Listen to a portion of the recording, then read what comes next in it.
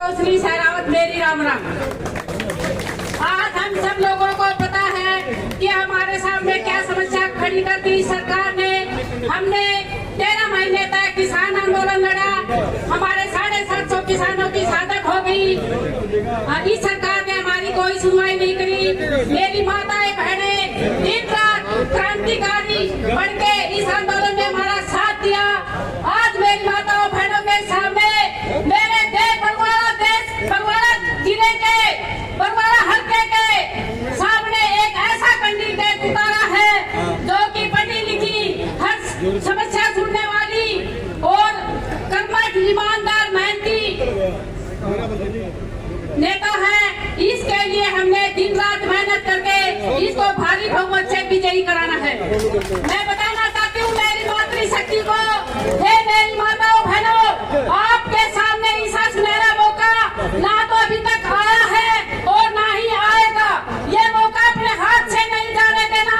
दिन रात मेहनत करके मेरी माताओं बहनों, आपको एक एक वोट इकट्ठा करना है। हमारी बहन सतना सात रोड को विजयी बनाना है ताकि हम देश का घाट बदल सके, रात बदल सके। यही सीट बरवाड़ा हल्के की सीट हमको जीत दिलाएगी और विधानसभा में हम राज भी बदलेंगे और अजय सिंह चौटाला को मुख्यमंत्री बनाने का काम करेंगे। आप संजना साथ के हाथ मजबूत करो। किसान आंदोलन चलता था जब हम कहते थे कि 90 विधायकों में से किसी ने भी इस्तीफा नहीं दिया, लेकिन हमारे भाई अजय सिंह चौटाला ने इस्तीफा देकर किसानों का समर्थन किया। आप वोट डालते हुए इस किसान को याद करना है कि हमने 750 किसानों की शहादत दी थी। उन किसानों को याद करते हुए वोट डालना है ताकि मेरा देश आगे बढ़े। हे मेरे बरवाड़ा हल्के के अन्नदाताओं, हे मेरे बरवाड़ा हल्के के मजदूरों, 36 बिरादरी का भाईचारा, आपको इस बात को याद करना है और सतना साथ रोड के हाथ मजबूत करने हैं। समय का भाव रखते हुए मैं यही पर अपना भाषण खत्म करती हूँ।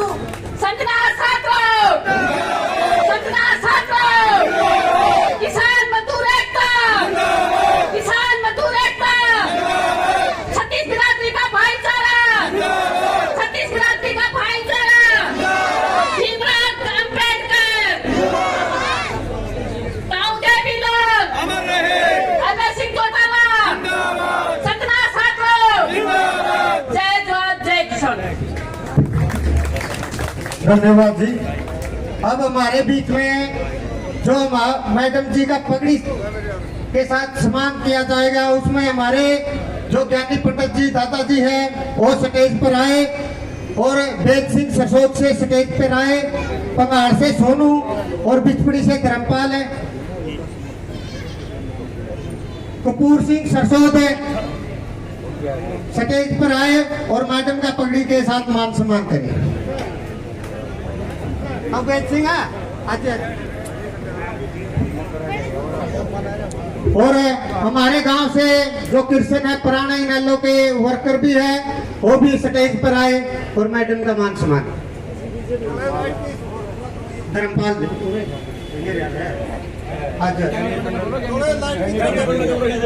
दादा ज्ञानी पंडित है, सुना है बात है, पीछे तरफ कर लो थोड़ा।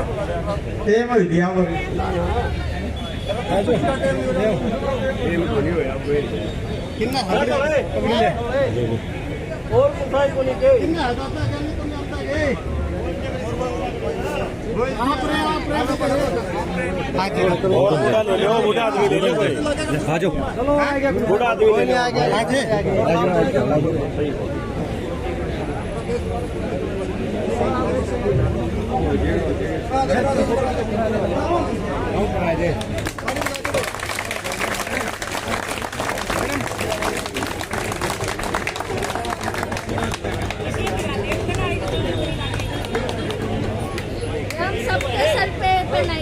सारी बात के सर पे।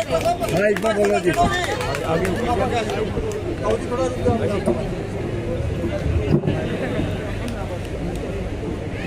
अब हमारे बीच में जो हमारे 2-2.5 घंटा से लोग बैठे हैं और हमारे बीच में जो हमारी नेत्री है संजना सात रोड वो अपने विचार रखें।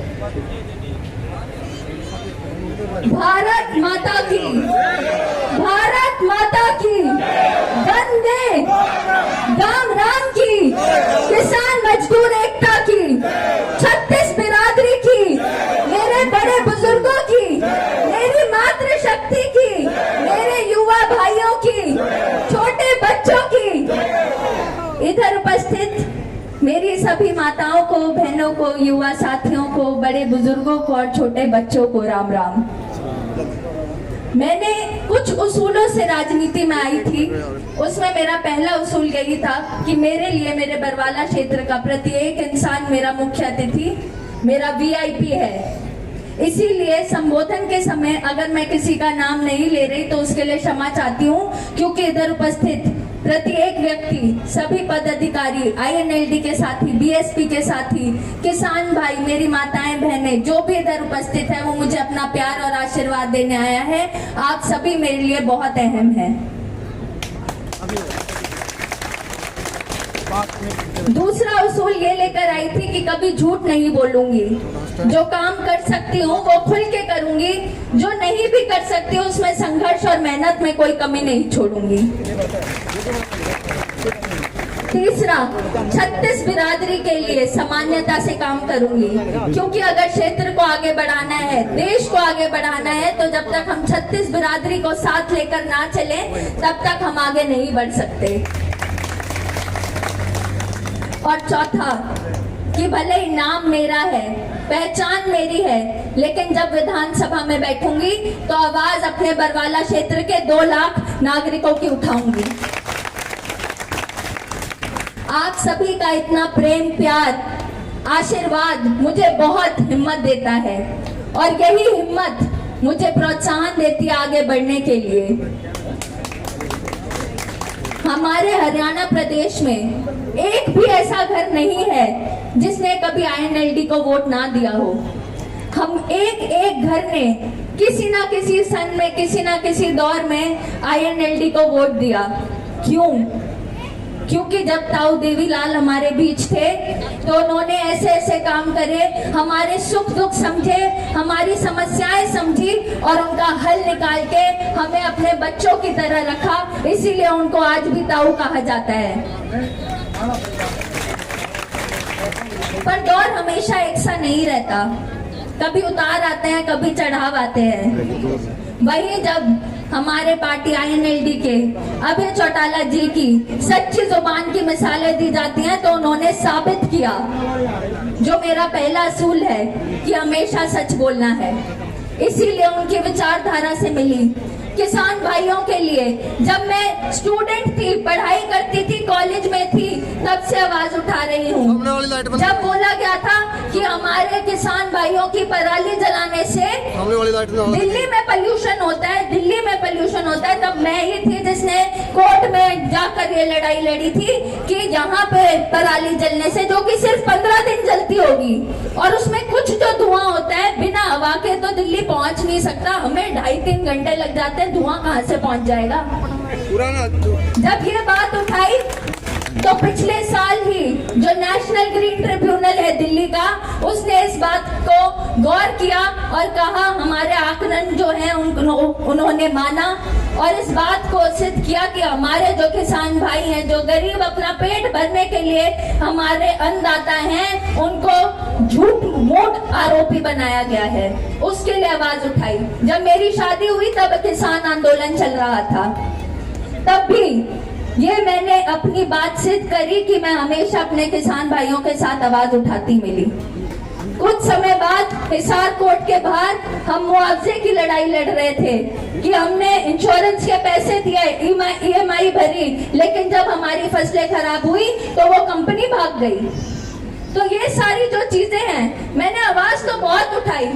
ये नहीं सिर्फ किसानों के लिए, मजदूरों के लिए, कर्मचारियों के लिए, तलवंडी राणा के धरनों के लिए, हमारे पहलवान साथियों के लिए, पर वो आवाज किसके कान में पड़ रही थी? उस दिन निर्णय लिया कि अब आवाज उठाना नहीं है, अब आवाज सुननी है, क्योंकि बहुत आवाज गूंज रही है। इसको जब तक सुना नहीं जाएगा तब तक किसी काम का हल नहीं हो सकता। इसीलिए आपके बीच जन सेवा का मौका लेने के लिए, आपकी सेवक बनने का मौका लेने के लिए आई हूँ। बहुत नेताओं को वोट दे दिए, बहुत राजा बना लिए, अब तो 78 साल बाद तो हमें अब हमारा हक है कि लोकतंत्र जो है, जनता का शासन जो है, हम अपनी राजनीति अपने हिसाब से करें।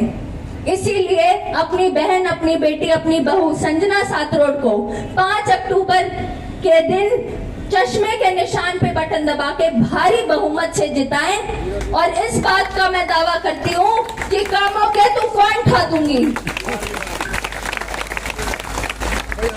और ये कोई झूठे वादे नहीं, पक्के इरादे हैं। मैं हर एक गली में, हर एक वार्ड में, हर एक गांव में कई दफा जा चुकी हूँ। आप सबके बीच रहकर, आपके सुख दुख समस्याएं सुनकर मैंने अपनी रणनीति, अपना घोषणा पत्र बनाया है। एक एक सड़क, एक एक गली, एक एक जो नाली है वो तक मैं जानती हूँ। हमारी जो सबसे बड़ी समस्या है बेरोजगारी, उसको कैसे बढ़ाना है। जो हमारा इतना ज्यादा पानी भरने की वजह से सड़कें टूटती है, इतना पानी भरता है, बीमारियां फैलती हैं, उसे कैसे ठीक करना है। नशे जैसी दीमक जो हमारे हरियाणा प्रदेश में फैल रही है, उसकी जड़ को कैसे काटना है, उसके लिए मेरी रणनीति तैयार है। अब बस इंतजार है उस वक्त का कि जब ये मजबूती मिलेगी और विधानसभा में बैठने का मौका मिलेगा, तो ऐसा कोई काम नहीं रहेगा जो आज तक नहीं हुआ। 50 साल बाद बरवाला क्षेत्र को दिल्ली के स्तर का बनाना है, नंबर 1 बनाना है। मैं क्यों कह रही हूँ दिल्ली के स्तर का? क्योंकि दिल्ली भी भारत का एक हिस्सा है और हरियाणा भी और बरवाला भी। तो बरवाला 50 साल पीछे पिछड़ा हुआ क्यों कहलाया जाता है? क्योंकि यहाँ पर हमारी मूलभूत जरूरतें हम तक नहीं पहुंची हैं। एक एमएलए का सीधा सीधा अधिकार होता है, सीधा सीधा उसकी जिम्मेदारी होती है अपने क्षेत्र को लेकर।